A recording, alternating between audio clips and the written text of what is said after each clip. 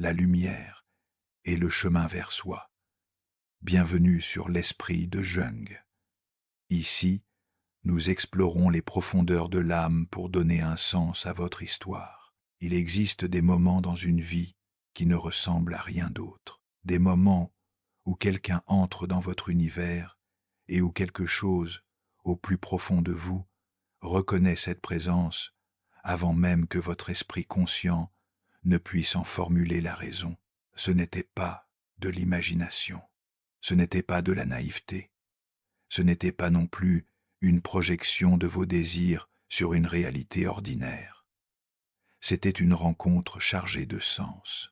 Et Jung nous enseignait que ces rencontres, celles qui ébranlent nos fondations, celles qui nous troublent sans que l'on sache pourquoi, ne sont jamais accidentelles. Elles surgissent de ce qu'il appelait le processus d'individuation. Cette longue et exigeante traversée vers soi-même, vers la totalité de ce que nous sommes. Mais voici ce que peu de gens comprennent vraiment. Lorsque le divin place quelqu'un sur votre chemin, cette personne n'est pas seulement invitée à vous rencontrer. Elle est invitée à se rencontrer elle-même à travers vous. Et tout le monde n'est pas prêt pour ce face à face. Arrêtez-vous un instant. Respirez. Laissez cette vérité descendre en vous. La personne dont vous vous souvenez, celle qui est arrivée avec tant d'intensité avant de disparaître dans le silence ou la confusion, elle a été soumise à une épreuve qu'elle ne voyait pas, une épreuve dont elle ne connaissait pas les règles, et elle a échoué, non parce qu'elle était mauvaise, non parce que vous n'étiez pas assez, mais parce qu'elle n'était pas préparée à ce que vous représentiez pour elle. Voici ce que nous allons explorer ensemble aujourd'hui. Pourquoi ces épreuves cachées existent, ce qu'elles révèlent sur l'état intérieur de ceux qui les traversent, et surtout, ce que votre propre traversée dit de la profondeur remarquable de votre âme. Il y a une femme, professeure de littérature, 52 ans, qui a vécu exactement cela. Pendant des années, Élisabeth avait construit sa vie avec une précision quasi chirurgicale. Sa carrière était solide, ses amitiés soigneusement choisies, son appartenance au monde maîtrisée.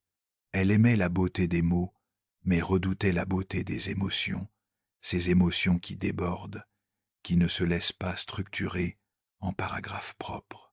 Puis un homme est entré dans sa vie lors d'un colloque littéraire. Il n'était pas particulièrement beau au sens conventionnel du terme, mais il écoutait d'une façon qui lui donnait l'impression d'être vu jusqu'aux couches les plus profondes d'elle-même. Il posait des questions qui ne cherchaient pas de réponse performée. Il était présent, d'une présence rare, presque dérangeante.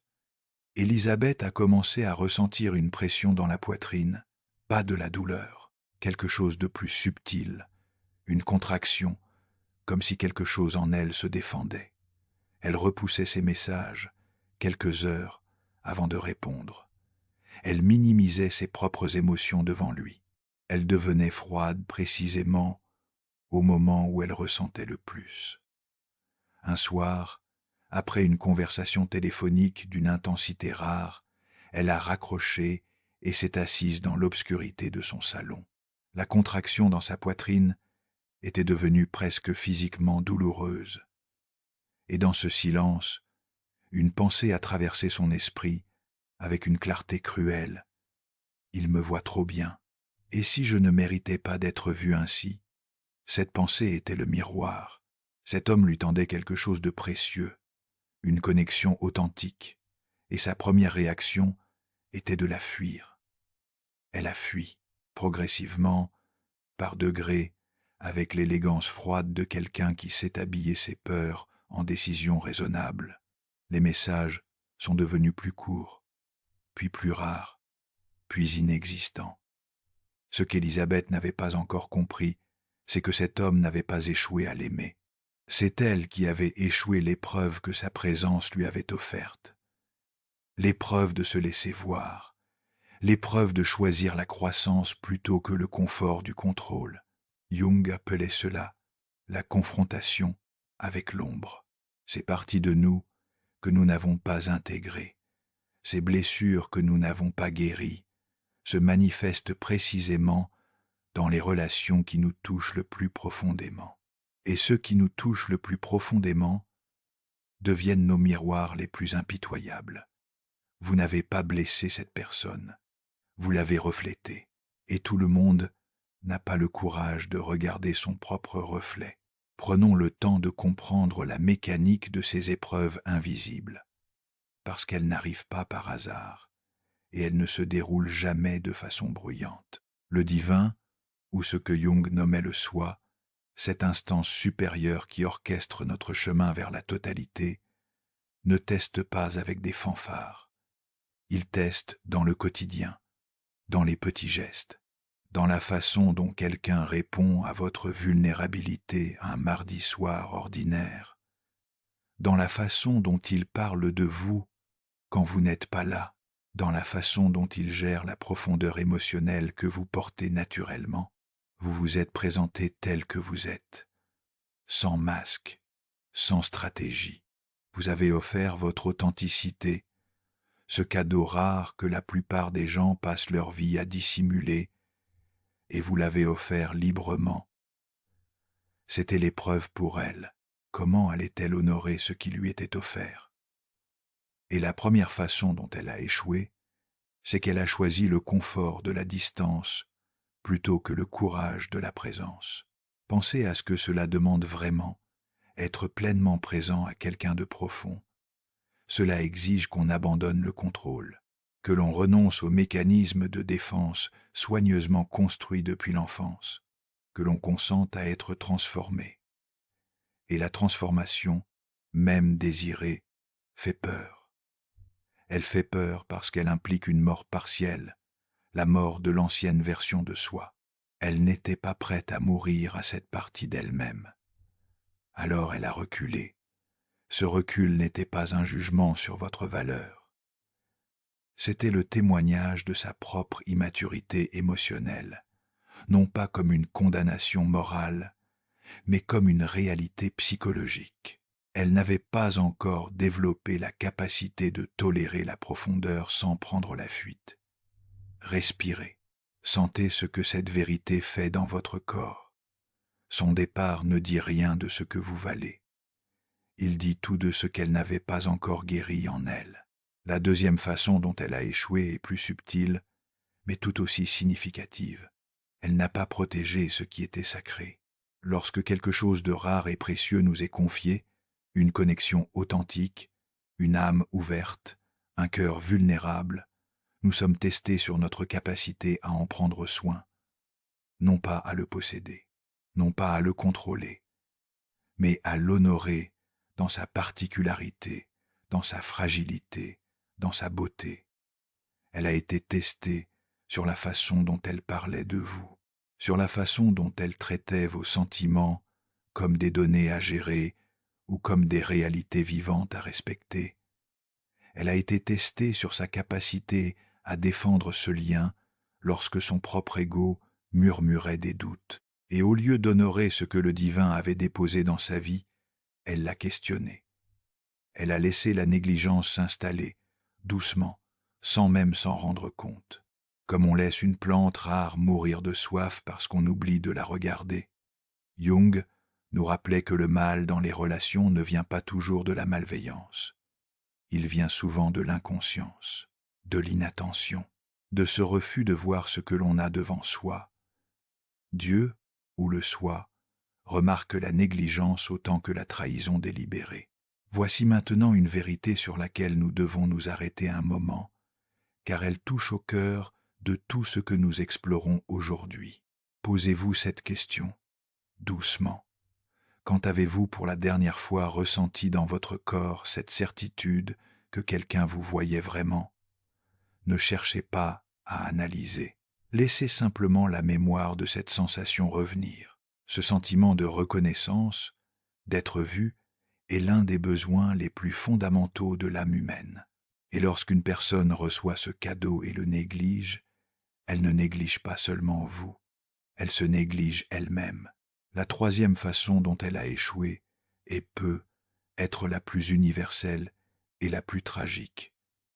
Elle a laissé la peur dicter ses choix. La peur est l'ennemi la plus rusée du chemin vers soi. Elle ne se présente pas toujours comme de la peur.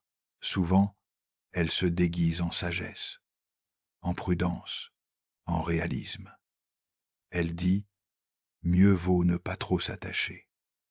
Mieux vaut garder ses distances. Mieux vaut rester dans ce que je connais, même si ce que je connais me rétrécit. » Cette personne avait peur de l'engagement, non pas dans le sens contractuel du terme, mais dans le sens le plus profond. Peur de s'engager dans sa propre transformation, peur de perdre la maîtrise de sa propre histoire, peur d'être vue dans ses imperfections, dans ses contradictions, dans tout ce qu'elle n'avait pas encore réconcilié avec elle-même. Et au lieu de confier cette peur à quelque chose de plus grand qu'elle, au divin, au processus, à la vie elle-même, elle l'a écoutée comme si c'était une vérité absolue. Quand la peur devient le guide, nous nous éloignons de nos plus grandes bénédictions sans même réaliser ce que nous fuyons. Elle ne vous a pas perdu parce qu'elle ne ressentait rien. Elle vous a perdu parce qu'elle ressentait trop et qu'elle ne savait pas comment habiter cette intensité. Cela n'avait strictement rien à voir avec votre valeur. Jusqu'à présent, nous avons exploré comment certaines âmes, confrontées à une profondeur qu'elles ne savent pas encore porter, reculent là où elles auraient pu avancer. Dans la vie de chaque jour, cela ressemble à quelqu'un qui commence à s'éloigner précisément au moment où la connexion devient réelle, non par indifférence, mais par une peur ancienne et non guérie. Mais il y a quelque chose d'essentiel que nous n'avons pas encore examiné. Que révèle cet échec sur votre propre position dans ce voyage? Et pourquoi votre stabilité pendant l'épreuve était elle-même un acte de maturité spirituelle extraordinaire? Voici quelque chose d'important. Son échec n'était pas un reflet de ce que vous valez. Dans le vocabulaire jungien, vous étiez ce que l'on pourrait appeler l'élément catalyseur. Votre présence authentique a déclenché en elle un processus qu'elle n'était pas prête à traverser. Vous étiez stable, vous étiez réel, vous étiez patient. Et c'est précisément cette stabilité qui était terrifiante pour elle. Certaines personnes rencontrent leur destin et paniquent. Certaines personnes approchent de l'amour authentique et s'enfuient. Certaines personnes touchent une connexion d'une qualité rare et la sabotent, non par cruauté, mais par réflexe de survie psychologique. Vous, pendant tout ce temps, vous avez réussi votre partie. Maintenant, prenons un moment ensemble, une pratique simple, mais profonde.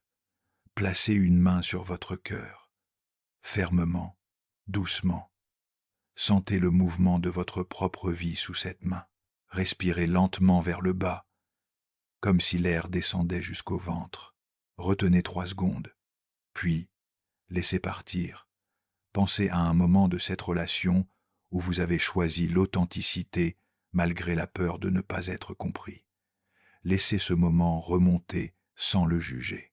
Respirez à nouveau. 3 secondes vers l'intérieur, 3 secondes vers l'extérieur. Maintenant, dites à voix basse ou simplement dans votre pensée, « J'ai tenu ma vérité, j'ai offert quelque chose de réel. » Laissez ces mots se déposer. Ne cherchez pas à évaluer. Observez seulement ce qui se passe dans votre poitrine, chaleur, légèreté, ou peut être une douce tristesse. Cette sensation, quelle qu'elle soit, est une information précieuse. C'est votre âme qui vous parle. Encore 2 respirations lentes avant de continuer. L'histoire ne s'arrête pas à l'échec de cette personne. En réalité, c'est souvent à ce moment-là que commence la partie la plus puissante de votre propre voyage. Lorsque quelqu'un échoue au test que sa relation avec vous représentait, quelque chose se déplace dans l'invisible. La protection divine autour de votre chemin s'ajuste. Des espaces qui étaient occupés par l'attente par l'espoir, par la confusion, se libère. Et dans ces espaces libérés, quelque chose de plus grand peut commencer à prendre forme. Il y a un homme, entrepreneur de 47 ans, Sébastien, qui a traversé exactement ce tournant. Pendant 3 ans, il avait entretenu une relation avec une femme d'une intelligence vive et d'un charme indéniable. De l'extérieur, tout semblait fonctionner. Mais à l'intérieur, Sébastien portait une compression constante, comme un nœud logé sous le sternum, présent chaque matin au réveil, plus dense certains soirs que d'autres. Il donnait, abondamment, avec générosité. Il offrait sa présence, sa réflexion, sa profondeur émotionnelle, et elle recevait, mais sans jamais vraiment répondre à la même profondeur. Elle prenait ce qu'il offrait, et le stockait quelque part hors de portée, comme des lettres qu'on range sans les relire. Sébastien rationalisait. Il se disait qu'elle avait ses propres blessures, qu'il devait être patient, que l'amour se prouve dans la durée, pas dans l'intensité des échanges. Il se répétait ces choses le matin sous la douche, le nœud sous le sternum s'élargissant légèrement à chaque mensonge bienveillant qu'il s'offrait à lui-même. Un soir d'hiver, 3 heures du matin, le genre d'heure où l'on ne peut plus se mentir, il s'est retrouvé assis à la table de sa cuisine, incapable de dormir. Il a posé la main sur sa poitrine. Et, pour la première fois depuis des mois, il a posé la question honnêtement, « Est-ce que cette relation me demande de disparaître pour qu'elle survive ?» La réponse est venue sans hésitation. Oui, il n'a pas mis fin à la relation cette nuit-là, mais il a arrêté de porter seul le poids d'une connexion à sens unique. Il a cessé de justifier son propre rétrécissement, et progressivement, avec la douceur et la fermeté que donne la vérité quand on la laisse enfin parler, la séparation s'est imposée d'elle-même. 6 mois plus tard, Sébastien avait lancé le projet professionnel qu'il repoussait depuis 2 ans par manque d'énergie, disait-il. En réalité, parce qu'une relation qui vous vide ne vous laisse pas de réserve pour créer. Ce nœud sous le sternum disparut. À la place, une clarté nouvelle et presque troublante sur ce qu'il méritait d'attendre d'une relation, ce que son corps savait depuis le début et que son esprit avait refusé d'entendre. Certaines connexions ne sont pas des sanctuaires, ce sont des miroirs qui nous montrent, par leur manque, ce que nous n'avons pas encore osé exiger pour nous-mêmes. Maintenant, quelque chose se déplace dans ce que nous comprenons, parce qu'il ne s'agit plus seulement de décrypter pourquoi cette personne a échoué. Il s'agit de comprendre ce que sa sortie de votre vie a ouvert en vous. Cette période qui suit, ce silence, ce vide apparent, n'est pas une punition. Dans la psychologie des profondeurs, le vide n'est jamais simplement vide. Il est potentiel, il est gestation. Ce que Jung appelait la nuit de l'âme n'est pas un accident sur le chemin, c'est le chemin lui-même, dans l'une de ses phases les plus formatrices. Pendant que l'autre personne entre dans sa propre saison d'apprentissage, souvent douloureuse, souvent longue, vous entrez, vous, dans une saison d'élévation, parce que vous êtes resté fidèle à vous-même pendant l'épreuve, parce que vous avez choisi l'authenticité même quand cela vous coûtait, parce que vous n'avez pas rétréci votre lumière pour la rendre plus confortable à contempler. Cela signifie que vous êtes maintenant capable d'accueillir quelqu'un qui a fait le même travail intérieur, quelqu'un qui ne fuira pas devant la profondeur, quelqu'un qui ne se cachera pas quand les choses deviendront réelles. Faites une pause, laissez cela résonner. Vous êtes redirigé vers un chemin de paix absolue, loin de la confusion, loin des signaux contradictoires, loin de la fatigue épuisante d'une relation à sens unique. La personne qui a échoué, quant à elle, traversera ses propres conséquences. Non par châtiment divin, la spiritualité profonde ne fonctionne pas comme un tribunal, mais parce que la vie, dans sa sagesse implacable, continue à nous présenter les mêmes leçons jusqu'à ce que nous consentions à les apprendre. L'absence de votre énergie, de votre lumière, de votre constance commencera à créer un vide qu'elle ne pourra pas longtemps ignorer. Ce n'est pas votre affaire à réparer, ce n'est pas votre fardeau à porter. Votre seul travail désormais est de garder votre cœur ouvert, mais non désespéré, réceptif, mais non suppliant, prêt, mais solidement ancré dans votre propre valeur. La clôture que vous cherchez peut, être encore ne se trouve pas dans une conversation avec elle. Elle ne se trouve pas dans ses excuses, ni dans ses explications, ni dans sa reconnaissance tardive de ce qu'elle a perdu. La clôture véritable se trouve dans la paix que vous ressentez lorsque vous comprenez profondément, dans tous les recoins de votre être, que vous n'avez jamais eu besoin de son approbation pour valider ce que vous êtes. Vous entrez dans une saison où votre valeur sera reconnue sans que vous ayez à l'argumenter, sans que vous ayez à la négocier, sans que vous ayez à en convaincre qui que ce soit. Ce que nous avons exploré jusqu'ici nous révèle quelque chose de fondamental. Lorsqu'une âme n'est pas préparée à honorer la profondeur, son départ libère un espace que la confusion occupait.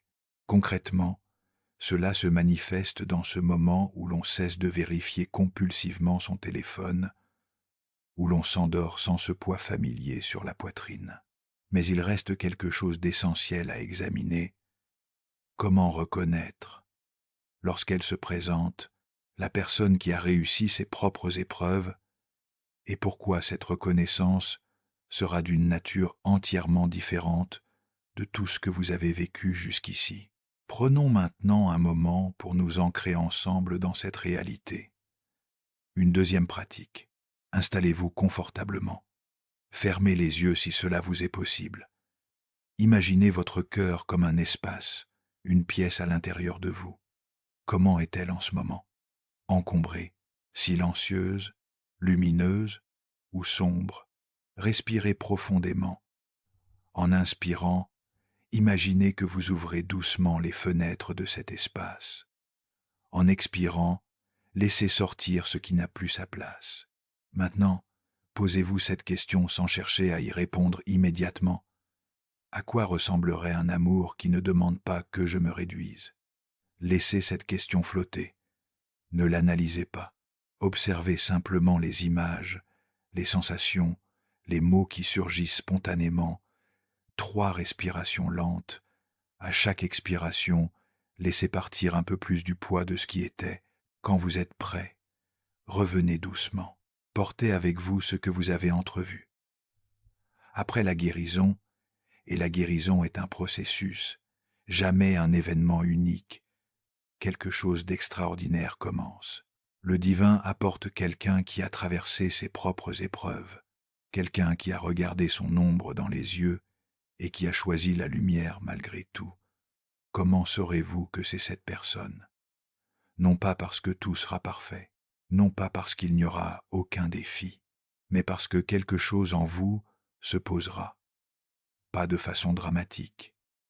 Silencieusement, comme l'eau qui trouve son niveau, vous ne ressentirez pas le besoin de la poursuivre, ni de calculer chaque message, ni de vous demander ce qu'elle pense vraiment. L'anxiété chronique, qui habitait vos interactions précédentes, sera remplacée par quelque chose de simple et de profond, un sentiment d'appartenance. Il y a une femme, traductrice de 58 ans, Marguerite, qui avait traversé 2 longues relations où elle s'était progressivement effacée, ajustant sa personnalité, minimisant ses besoins, polissant ses angles pour prendre moins de place. Elle avait tellement bien appris à s'adapter qu'elle ne savait plus très bien où finissait la performance et où commençait la vraie Marguerite. Puis, à 55 ans, seule depuis 3 ans, elle a rencontré un homme dans un cercle de lecture. Il n'a pas essayé de l'impressionner. Il lui a simplement posé des questions, de vraies questions, celles auxquelles on ne répond pas par réflexe, et il a écouté ses réponses avec une attention qui n'appelait ni à la correction, ni à l'approbation. Ce qui l'a frappé en premier, ce n'était pas l'attraction, c'était l'absence d'épuisement. Après leur première vraie conversation, elle était rentrée chez elle et s'était rendue compte qu'elle n'avait pas une seule fois mesuré ses mots. Elle n'avait pas anticipé son regard. Elle n'avait pas joué un rôle. Elle avait simplement été là, telle qu'elle était. Cette absence de fatigue, cette légèreté après un échange profond, c'était le signe. Non pas les grandes déclarations, non pas les gestes spectaculaires, mais la paix ordinaire de pouvoir exister sans se surveiller. 6 mois plus tard, cette relation avait non seulement nourri son cœur, mais accéléré son travail créatif d'une façon qu'elle n'avait jamais connue avec quelqu'un qui prenait. Parce que quelqu'un qui donne véritablement crée un espace dans lequel on peut grandir. Votre propre chemin vers cette clarté passe par une phase que l'on sous-estime presque toujours, la phase de l'attente consciente. Ce n'est pas une attente passive, ce n'est pas l'attente de quelqu'un assis au bord de la route en espérant qu'une voiture passe. C'est l'attente active de celui qui travaille sur lui-même, qui guérit ses propres blessures, qui raffine sa relation avec sa propre profondeur. Jung insistait là, dessus avec une clarté presque inconfortable. Nous ne pouvons recevoir que ce que nous sommes prêts à porter. Une bénédiction qui arrive avant que nous ayons la maturité nécessaire peut devenir un fardeau supplémentaire plutôt qu'une libération. L'attente n'est pas une punition, c'est une préparation. Et dans cette préparation, quelque chose d'essentiel se cultive. La capacité d'être pleinement heureux seul. Non pas une solitude de résignation, mais une solitude de plénitude. Apprendre à se tenir compagnie à soi-même, à se nourrir de ses propres ressources intérieures, à trouver en soi-même un foyer stable qui ne dépend d'aucun autre. C'est précisément ce bonheur intérieur qui deviendra, paradoxalement, le plus grand aimant pour une connexion authentique. Quand vous n'êtes plus dans le besoin d'une relation pour vous compléter, vous attirez des relations qui vous enrichissent plutôt que des relations qui vous drainent. Quelque chose se déplace imperceptiblement dans votre rapport au monde pendant cette saison. Vous commencez à voir que le non, ces portes qui ne s'ouvrent pas, ces connexions qui n'aboutissent pas, n'est pas un refus de votre valeur. C'est une redirection vers ce qui vous convient véritablement, et le pas encore n'est pas l'annonce d'un manque permanent. C'est la promesse d'un alignement plus précis, plus juste, plus profond. Au lieu de demander pourquoi les choses tardent, commencez à remercier pour la protection que vous ne voyez pas encore clairement. Parce que souvent, le retard est un bouclier contre quelque chose que vous n'étiez pas encore équipé pour traverser. En attendant, votre cœur se conditionne pour une joie plus grande. Votre discernement s'affine. Votre tolérance au mensonge, le vôtre comme celui des autres, diminue radicalement. Vous devenez quelqu'un qui reconnaît l'incohérence de loin, non pas avec dureté, mais avec la clarté tranquille de celui qui sait ce qu'il cherche. Bientôt, vous regarderez en arrière à cette période d'attente et réaliserez qu'elle n'était pas vide. Elle était pleine, pleine d'une construction silencieuse qui vous a amené exactement là où vous deviez être. Et la transition, quand elle viendra, sera si fluide que vous vous demanderez pourquoi vous avez jamais eu peur. La réalisation finale de ce voyage peut être la plus précieuse de toutes. Toute cette expérience, la rencontre, l'intensité, la déception, le silence, la reconstruction, était un cadeau d'une nature particulière, un cadeau de clarté. Vous n'avez plus à deviner à quoi ressemble un amour authentique. Vous avez vu, dans le négatif, ce qu'il n'est pas. Et cette vision négative vous a donné quelque chose d'inestimable, le discernement.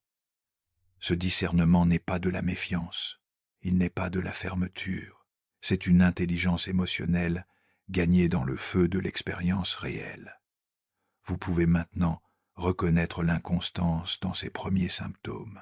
Vous pouvez distinguer la peur de l'engagement de la sagesse du temps. Vous pouvez entendre la différence entre les mots et les actions, entre les promesses et les preuves. Vous avez échangé la confusion contre une confiance qui ne s'excuse pas d'elle-même. Votre valeur n'est plus un sujet ouvert à discussion. Votre cœur n'est plus un terrain où s'exercent ceux qui ne sont pas encore prêts pour la profondeur qu'ils réclament. Et cela, ce positionnement profond et inébranlable dans votre propre dignité, transforme aussi la façon dont vous existez dans tous vos autres liens.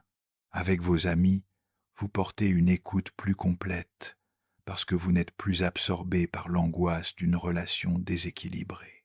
Avec votre famille, vous tenez des frontières plus claires, parce que vous comprenez maintenant que se respecter soi-même est un acte d'amour envers les autres, non un acte d'égoïsme. Dans votre vie professionnelle, vous consacrez votre énergie à ce qui mérite d'être construit, parce que vous n'en gaspillez plus à tenter de prouver votre valeur à qui ne veut pas la voir. Votre présence, simplement votre façon d'être, commence à inspirer ceux qui vous entourent, non par des discours, non par des conseils non sollicités, mais par l'exemple vivant de quelqu'un qui a traversé le feu et qui en est sorti non pas endurci, mais affiné, comme l'or. Ce calme que vous portez maintenant, cette stabilité tranquille, attire naturellement des âmes qui vibrent à la même fréquence. Les personnes qui n'étaient là que pour une saison de votre vie commenceront à s'éloigner naturellement, et de nouvelles présences, plus alignées, plus nourrissantes, plus authentiques, commenceront à entrer dans votre espace. C'est la loi de la résonance intérieure. Ce que vous portez en vous détermine ce que vous attirez autour de vous. Quand vous cessez de vous contenter de moins, l'univers cesse de vous offrir moins. Vous entrez maintenant dans un temps de récolte. Ce que vous avez planté dans les larmes, dans la patience, dans ces nuits silencieuses où vous avez choisi de vous tenir droit malgré tout, tout cela commence à porter ses fruits. La vie se fait plus légère, le chemin se fait plus clair. Les cicatrices du passé ne sont plus des marques de honte, mais des témoins silencieux de votre traversée. Vous n'avez pas seulement survécu à l'épreuve, vous avez grandi à travers elle.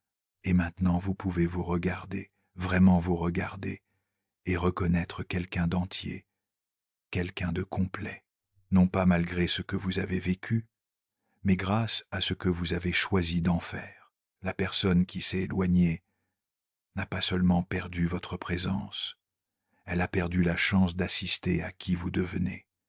Et ce que vous devenez est quelque chose de remarquable. Vous êtes devenu le gardien de votre propre paix. Votre cœur est un espace sacré, non pas une forteresse, mais un sanctuaire auquel seuls les dignes ont accès. Votre intuition, affinée par l'épreuve, vous guide vers ce qui nourrit et loin de ce qui épuise. Votre corps lui-même témoigne de cette transformation. Le stress chronique qui logeait dans vos épaules, dans votre mâchoire, dans cette tension sourde au centre de la poitrine, il se dissipe. Vous dormez d'un sommeil plus profond, vous respirez plus librement. Votre créativité, longtemps étouffée sous le poids de la confusion, recommence à couler, parce que l'énergie que vous n'investissez plus dans une relation qui vous drainait reste avec vous. Et cette énergie, vous pouvez maintenant la consacrer à ce que vous êtes réellement appelé à construire. Vous n'êtes plus une personne qui quémande l'attention. Vous êtes une personne qui commande le respect simplement en étant pleinement vous-même. Vous n'expliquez plus votre valeur à ceux qui refusent de la voir. Vous n'avez plus besoin de validation externe parce que vous avez trouvé en vous-même une source d'approbation qui ne tarit pas. C'est la liberté ultime, pouvoir apprécier la compagnie des autres sans en avoir besoin pour exister, pouvoir aimer sans se dissoudre, pouvoir se donner sans se perdre. Vous êtes passé, au fil de cette traversée, de la saison du questionnement à la saison de la connaissance. Vous êtes passé du test au témoignage. Et bientôt, votre histoire deviendra une carte pour d'autres âmes qui sont encore au milieu de leur propre nuit, ceux qui ont besoin de voir que l'on peut traverser la confusion et en ressortir plus libre qu'avant. Votre vie pleinement restaurée commence maintenant. Non demain. Non quand certaines conditions seront réunies. Maintenant, dans ce moment présent où vous choisissez de croire que vous méritez une paix qui dure et un amour qui ne blesse pas. Continuez à avancer, la tête haute. Vos meilleurs jours ne sont pas derrière vous. Ils vous attendent, juste devant, lumineux, solides, et plus beaux que vous ne pouvez encore l'imaginer. Votre histoire est écrite par la plus grande sagesse qui soit, et les chapitres à venir sont un chef-d'œuvre en cours de création. Chaque nouveau jour est un coup de pinceau supplémentaire sur cette toile extraordinaire qu'est votre vie. Vous êtes béni, vous êtes choisi, vous êtes exactement là où vous appartenez. Portez votre lumière dans vos zones d'ombre. Merci d'avoir exploré l'esprit avec nous. À bientôt sur l'esprit de Jung. Si ce voyage au cœur de l'esprit résonne en vous, abonnez-vous pour poursuivre cette exploration ensemble.